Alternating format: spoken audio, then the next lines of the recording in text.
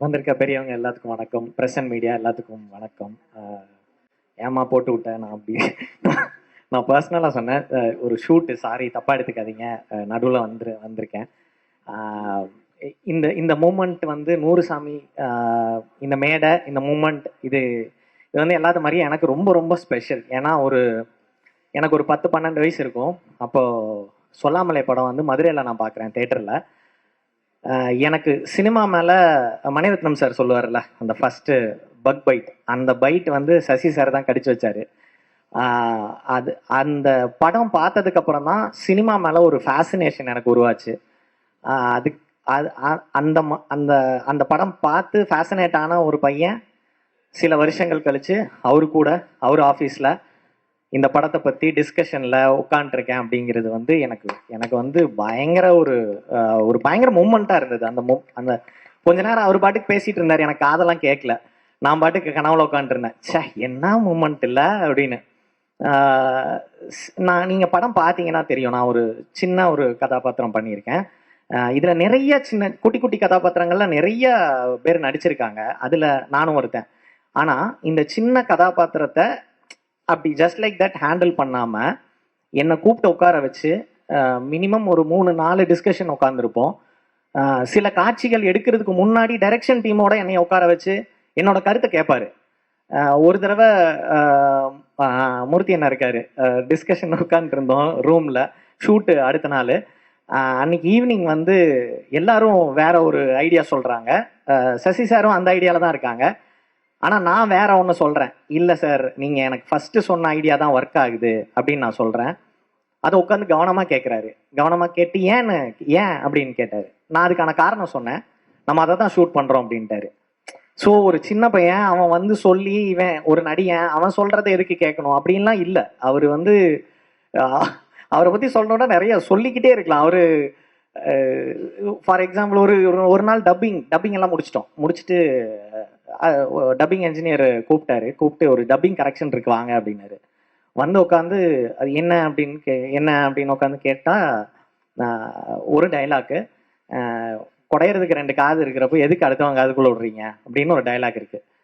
அதே டைலாக்கை அப்படியே சொல்றாரு. குடையிறதுக்கு 2 காது இருக்கிறப்போ அடுத்தவங்க காதுக்குள்ள எதுக்கு விடுறீங்க? என்ன சார் கரெக்ஷன்? இல்லை, குடையிறதுக்கு 2 காதுன்னு சொல்லியிருக்கீங்க, குடையிறதுக்கு 2 காது அப்படின்னு சொல்லணும். எனக்கு கொஞ்ச நேரம் புரியல.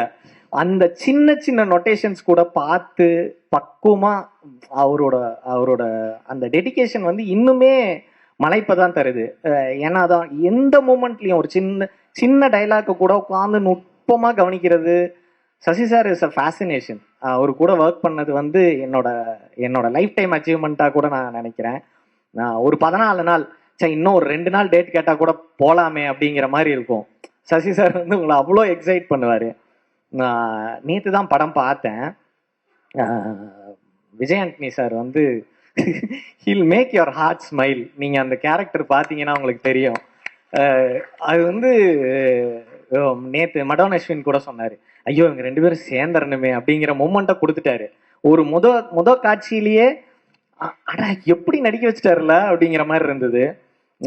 விஜய் ஆண்டனி சாரை சிரிச்சு பார்த்ததுல ரொம்ப ஹாப்பின்னு நேற்று எல்லா டைரக்டர்ஸும் சொன்னாங்க.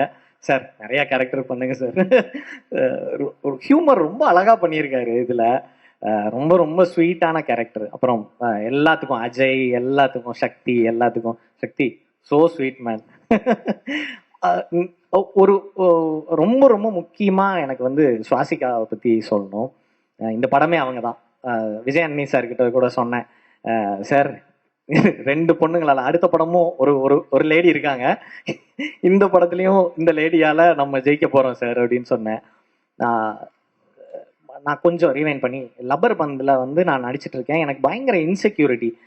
நிறைய நடிகர்கள் இருந்தாங்க, என்ன பண்ண போறோம் இந்த கூட்டத்துக்குள்ள. அப்போ எனக்கு இருந்த ஒரே ஆறுதல் ஒரு புது பொண்ணு சுவாசிகான்னு ஒருத்தங்க இருக்காங்க. ஓகே, இது இருக்கு. மற்ற எல்லாருமே நான் கொஞ்சம் தெரிஞ்சவங்க. என்ன அப்படின்னா ஒவ்வொருத்தரா நான் ஓவர் கம் பண்ணுறேன். எனக்கும் சுவாசிகாவுக்கும் காம்பினேஷனே கிடையாது ரொம்ப நாளாக.